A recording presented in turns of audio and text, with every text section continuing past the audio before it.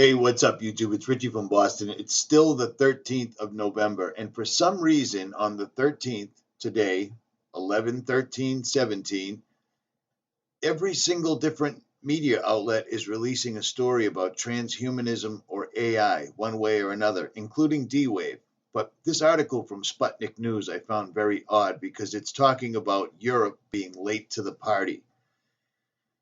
According to a French scientist, entrepreneur, and transhumanist visionary, Laurent Alexander, there are four geopolitical entities: the United States with Silicon Valley, China, which has understood everything, meaning that the United States has been in front of the AI march for the longest time, China, which is quickly catching up, and Russia, which has understood the geopolitical equation even while lacking the computing power of Silicon Valley or China. This summer, Putin said he who attains leadership in artificial intelligence will rule the world. And then there's Europe, which failed to understand anything and lacks both the technological power of the US or China and Putin's geopolitical vision. In terms of technology, Europe still hasn't realized that AI is war. AI is war. Europe thinks that it will be at peace for the next 1,000 years. We return to confrontation between biological brains and geopolitical entities.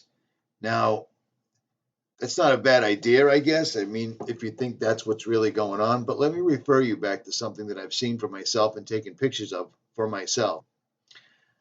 This is the building in the middle of Boston. This is the old State House, and it's also the site of the Boston Massacre. And coincidentally enough, the day before the quote-unquote Boston Marathon bombing took place, I worked right here.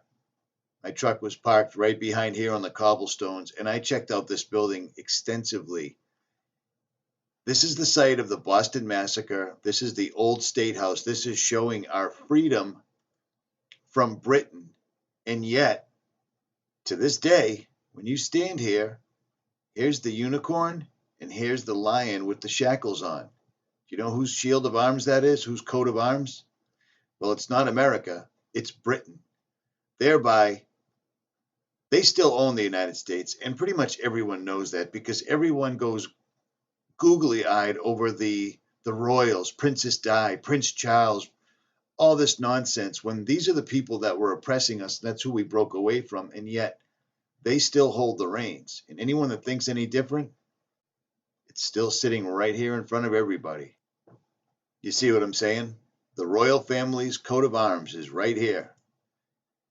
And it's the exact, well, that's not it. It's the exact same thing as you see right here to this very day. And there's no disclaimer, there's no nothing. So it's fun for them to put this out because we know who owns the media anyway, which goes right back to the royal family again.